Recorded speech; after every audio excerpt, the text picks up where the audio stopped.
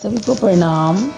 Day 43 वांग्मय number 63 हमारी भावी पीढ़ी और उसका नवनिर्माण, उसके अंतर्गत आज का शीर्षक है डिब्बे का नहीं माँ का दूध पिलाएं।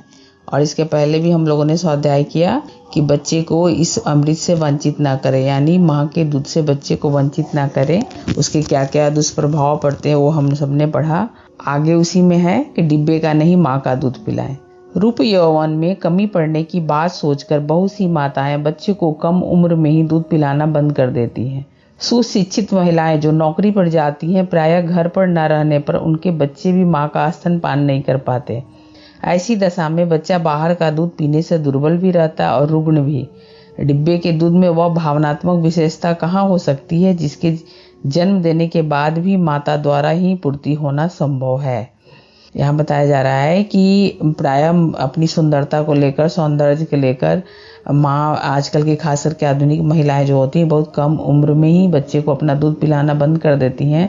और ख़ास करके जो सुशिक्षित महिलाएं जो नौकरी पर बाहर जाती हैं, उनकी जो बच्चे जो होते हैं प्रायः वंचित हो जाते हैं, क्योंकि वो बाहर वर्क के कारण रहते हैं। तो वर्क के कारण रहने के कारण बाहर रहने से क्या होता है, उनको जन्म के बाद क्या होता है, माता के दूध से उनको वंचित होना पड़ता है। गरीबों की बात और है, उन्हें दिन भर कठोर श्रम करना पड़ता है, भोजन भी पूरी मात्रा में उपलब्ध नहीं हो पाता और उसमें पौष्टिकता की भी कमी रहती है। ऐसी दशा में खून की कमी की शिकायत बनी रहती है। इन्हीं परिस्थितियों में महिलाओं को बच्चे भी पैदा करने पड़ते हैं। ऐसी स्थिति में यदि वे डिब्बाबंद दूध का सहारा ले तो यह उनकी विवशता ही कही जाएगी। पर अमीर और शिक्षित परिवारों की स्थिति इससे सर्वथा भिन्न है। उन क्षेत्रों में समझा जाता है कि दूध पिलाने से जननी कमजोर हो जाती है, अपना वक्ष, सौंदर्य और सुगरता गंवा बैठती है। इसलिए इन वर्गों में बच्चे को कुछ ही दिनों अपना दूध पिलाकर अपनी ऊपरी दूध पिलाना आरंभ कर दिया जाता है। यह जननी और शिशु दोनों के लिए अहितकर है।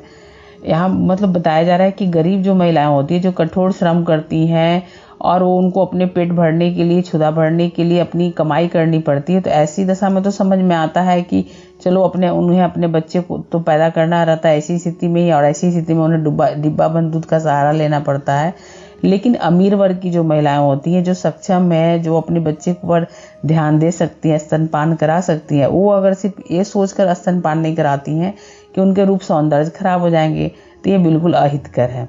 जमैका के प्रख्यात पोषण विज्ञानी डॉक्टर डेरिक जेलिक ने अपने सर्वेक्षण में बताया है कि उन्नत देशों एवं तथाकथित सभ्य एवं सुसंपन्न परिवारों में 1 करोड़ से अधिक बच्चे बोतल का दूध पीने को विवश हैं। परिणाम स्वरूप उन्हें अधिक रोगग्रस्त पाया जाता है। माताएं उन्हें स्तनपान कराकर इस तरह की रुग्णता से बचा सकती हैं। उनके अनुसार शिशुओं में आंतों की बीमारी के लिए कृत्रिम दूध विशेष रूप से उत्तरदायी थे।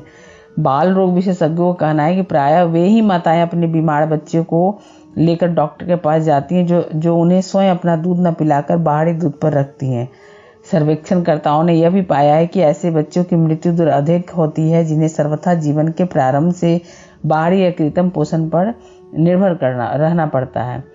इस पैराग्राफ में माँ की दूध की विशेषता बताई जा रही है कि कैसे बच्चे जब माँ के दूध पीते हैं तो उनकी प्रतिरोधक क्षमता इस तरह स्ट्रांग होती है कि उनको बाहरी कोई भी बीमारी हो बहुत ज़्यादा अटैक नहीं करती है। लेकिन जब बाहरी दूध बच्चा पीता है तो उसके लिए वो कृत्रिम दूध इतने हानिकारक होते हैं कि बच्चा न सिर्फ रुग्ण होता है बल्कि उसकी प्रतिरोधक क्षमता भी कमज़ोर होने लगती है।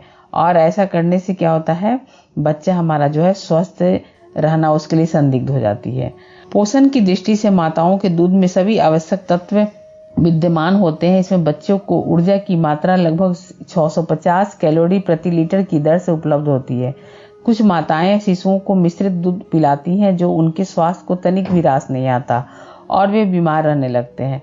इस संदर्भ में हार्वर्ड मेडिकल स्कूल के चिकित्सक विज्ञानी डॉक्टर W.N. वॉकर ने गंभीरतापूर्वक अध्ययन किया और पाया कि मां के दूध के साथ बाहरी दूध मिलाकर देने से बच्चों में एलर्जी संबंधी कितनी ही बीमारियां उत्पन्न हो जाती है। मां के दूध में विद्यमान विकास कारक एवं रोग प्रतिरोधक तत्वों की डिब्बाबंद दूध में कमी पड़ जाने से कोलाइटिस जैसी आंत की बीमारियां पनपने लगती है और बच्चा सदा के लिए इनका शिकार बन जाता है। उनके अनुसार ब्रेस्ट मिल्क की थोड़ी सी नैसर्गिक मात्रा भी शिशु के लिए जीवन रक्षक में उत्तम पोषण प्रदान करती है। इससे उन्हें वंचित नहीं किया जाना चाहिए। यहाँ विभिन्न तरह के संस्थानों की बात बताई जा रही है कि सभी संस्थानों ने रिसर्च किया और गंभीरतापूर्वक अध्ययन करके बताया कि माँ के दूध के साथ यदि हम बाहरी दूध मिलाकर देते हैं तो उसे एलर्जी की संभावना अधिक रहती है, और जो माँ के दूध में जो विकासपरक रोग प्रतिरोधक तत्व में मतलब विद्यमान होते हैं उससे हम वंचित कर देते हैं, तो बच्चा का हमारा जो है नैसर्गिक मात्रा में जो मिलना चाहिए पोषण तत्व वो नहीं मिल पाते हैं। यदि बच्चे को अगर ब्रेस्ट मिल्क मिल जाती है, स्तनपान कराई जाती है, तो उससे न सिर्फ उन्हें उत्तम पोषण मिलती है बल्कि उनकी रोग प्रतिरोधक क्षमता भी बढ़ती है। माता के दूध से उत्तम किसी अन्य आहार अथवा दूध की कल्पना नहीं की जा सकती। वह दूध के लिए एक प्राकृतिक अनुदान है। उसमें उपलब्ध 2.1% प्रोटीन का लगभग पूर्ण अवशोषण शिशु की आंतें सरलता पूर्वक कर लेती है। इसी तरह पूर्ण अवशोषण शिशु की आंतें सरलता पूर्वक कर लेती है। इसी तरह चिकनाई का 97% भाग विविध हलचलों से हेतु ऊर्जा के रूप में प्रयुक्त हो जाता है। पोषक तत्वों के अतिरिक्त प्राकृतिक रूप से ग्रहण किए गए दूध में उपस्थित मातृ रसायन रोग प्रतिरोधी क्षमता को सशक्त बनाते हैं और जीवन शक्ति का विवर्धन करते हैं, जिससे सर्दी जुकाम से लेकर आंत विकार एवं संक्रमित होने वाली बीमारियों से उनकी रक्षा सहज ही होती रहती है। माँ का दूध का इतना फायदा बताया जा रहा है कि न सिर्फ उसे प्राकृतिक रूप से वो ग्रहण करते हैं बल्कि उनकी रोग प्रतिरोधक क्षमता इतनी सशक्त हो जाती है कि वो छोटे छोटे रोगों से तो यूं ही आसानी से लड़ लेते हैं, और तमाम तरह के और जैसे आंतों से विकार से संबंधित या कोई जनरल बीमारी हो तो उनसे भी बच्चा की रक्षा जो है सहज हो जाती है। मनोवैज्ञानिकों का कथन है कि स्तनपान द्वारा भावनात्मक निकटता इतने स्वाभाविक रूप में स्थापित होती है कि उसी के आधार पर शिशु बोलने से लेकर अपनी समस्त जैविक गतिविधियों के जीवन पर्यंत संतुलित बनाए रखता है। ज्यों ही माँ अपने बच्चे पर वात्सल्य भरा गर्व अनुभव करती है, उसके वक्ष स्थल का स्नेह स्रोत उमड़ पड़ता है। यहाँ बिल्कुल ये सही बात है। जो माँ है वो अच्छी तरह समझ सकते हैं कि कैसे जब उन्हें स्तनपान कराना होता है या फिर बच्चे से वात्सल्य भरा उनका लगाव होने लगता है तो ऑटोमेटिक उन्हें लगता है कि हमें अब दूध पिलाना चाहिए, इस तरह के मतलब महसूस होता है। चिकित्सकों के अन्वेषण ने यह रहस्य उद्घाटन किया है कि जितनी लंबी अवधि तक बच्चा माँ के दूध पर अवलंबित रहता है, जननी के शरीर में उस हार्मोन का उत्सर्जन बराबर होता रहता है, जिससे डिम्बोत्कर्ष की प्रक्रिया रुक जाती है।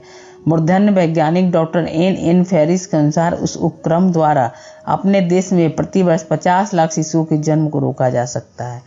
स्तनपान कराने से न सिर्फ बच्चे को तो प्रतिरोधक क्षमता बढ़ती ही है और उसको पोषक तत्व मिलते ही हैं, लेकिन साथ साथ गर्भ निरोध का भी ये काम किया जाता है, इसके माध्यम से होता है। ये यहाँ पर बताया जा रहा है क्योंकि डिम्ब का निर्माण स्तनपान कराने से नहीं होता है। पाश्चात्य वैज्ञानिकों ने इस संबंध में गहन खोजें की है। एडिनबर्ग लंदन की मेडिकल रिसर्च काउंसिलिंग यूनिट के चिकित्सक विज्ञानी द्वय H.W. पीटर होवे एवं एलन एस नेले ने स्कॉटलैंड की 27 ऐसी महिलाओं का परीक्षण किया जो अपने बच्चों को निरंतर स्तनपान कराती रही हैं। दूसरे प्रयोग के लिए उन्होंने 10 ऐसी महिलाओं को चुना जिन्होंने प्रसव उपरांत बॉटल फीडिंग पर अपने बच्चों को रखा। दोनों ही वर्गों में विशिष्ट प्रकार का अंतर देखा गया। अपने शोध निष्कर्ष प्रस्तुत करते हुए उसने बताया कि बोतल से दूध पिलाने वाली महिलाओं में प्रसव के 11 सप्ताह बाद ही डिम्ब क्षरण की प्रक्रिया प्रारंभ हो गई, जबकि ब्रेस्ट फीडिंग वाली महिलाओं की उक्त शारीरिक क्रिया को क्रियाशील होने में 33 से 36 सप्ताह लगे। टोरंटो के बोरोसेली एवं इरेवन डी बोर्ड ने भी विश्व भर में यावर की 90% ऐसी जातियां खोज निकाली हैं जो बच्चों को 4 वर्ष तक अपना दूध पिलाती है और जल्दी गर्भधारण के बोझ से बची रहती है। उनका कहना है कि बच्चों को यदि पूरी समय अवधि तक माताएं दूध पिलाती रहें तो पुनः प्रजनन की अवधि को 5 वर्ष तक टाला जा सकता है। स्वास्थ्य की दृष्टि से भी वे ही मजबूत रहती हैं जिन्हें इस संकट का सामना नहीं करना पड़ता है। जैसा कि हम लोग पहले भी पढ़ चुके हैं कि स्तनपान कराने से डिम्ब का निर्माण नहीं होता, डिम्ब निर्माण की प्रक्रिया रुक जाती है, जिससे गर्भधारण की क्षमता भी प्रभावित होती है और इससे क्या होता है, प्रेगनेंसी भी रुक जाती है। तो स्तनपान पान कराने का अगर देखा जाए तो मतलब 2 तरह से फायदा है। एक तो बच्चे को पोषक तत्व मिल रहे हैं, माँ को भी इससे सहज मतलब जो होता है वात्सल्य बड़ा संबंध बनता है माँ का अपने बच्चे से, और दूसरी तरफ गर्भ निरोधक का भी एक काम करता है। स्तनपान का बच्चे के साथ सीधा भावनात्मक संबंध जुड़ा होने के कारण जन्मदात्री के मस्तिष्क को पूरी तरह प्रभावित करता है। यही कारण है कि बच्चे को दूध पीते समय माता के मस्तिष्क में अवस्थित पिट्यूटरी ग्रंथि से स्रावित हार्मोन न केवल पोषण क्षमता में वृद्धि करते हैं वरन दूध उत्पादन प्रक्रिया को लंबे समय तक बनाए रखते हैं। इससे कुपोषण से मरने वाले शिशुओं की संख्या में काफी कमी हो सकती है और बहुप्रजनन पर भी अंकुश लग सकता है। यह बच्चे एवं जननी दोनों के स्वास्थ्य के लिए उत्तम है, पर इन सब में जो सबसे महत्वपूर्ण लाभ है वह है बालक का भावनात्मक विकास, जो डिब्बाबंद दूध से कदापि संभव नहीं है। इन्हीं सब तथ्यों को देखकर शायद अकबर इलाहाबादी की यह उद्गार फूट पड़े हो, तिफल यानी बालक, तिफल में बू आए क्यों माँ बाप के एतबार की, तिफल में बू आए क्यों माँ बाप के एतबार की, दूध तो डिब्बे का है तालीम है सरकार की। मतलब यहाँ बताया जा रहा है कि बालक में जो बू आए वो क्यों, बालक में बू क्यों आएंगे माँ बाप के एतबार की, माँ बाप के विश्वास से क्यों आएंगे अगर डिब्बे का दूध हो और तालीम सरकार की दी जा रही हो, प्रचार प्रसार सरकार के द्वारा की जा रही है, उस दूध की खूबियाँ, डिब्बे बंद दूध की खूबियाँ सरकार के प्रचार प्रसार के द्वारा बताई जा रही है और हम लोग उसी से आसक्त होकर जनरली बाहरी दूध पर आजकल के बच्चों को डिपेंड करा दिया जाता है। तो फिर क्यों हम सोचते हैं कि हमारे बच्चे और माँ के बीच में वात्सल्य संबंध विकसित होगा, हम अपेक्षा क्यों करते हैं। तो इसीलिए यहाँ बताया जा रहा है कि डिब्बे के दूध से वह भावनात्मक पूर्ति बच्चे और माँ के बीच में जो उत्सर्जित होती है वो पूर्ति उसकी नहीं हो पाती है। इसलिए डिब्बे का नहीं माँ का दूध पिलाएं और अपने बच्चे को इस नैसर्गिक पान से वंचित ना कराएं। ये हम सबका कर्तव्य बनता है और भावी पीढ़ी के नव निर्माण का एक महत्वपूर्ण स्टेप यहीं से शुरू हो जाता है बच्चे के जन्म के बाद। तो अब हम लोग नेक्स्ट क्लास में नेक्स्ट डे पढ़ते हैं आगे क्या बताया जा रहा है इसमें। सभी को प्रणाम, धन्यवाद।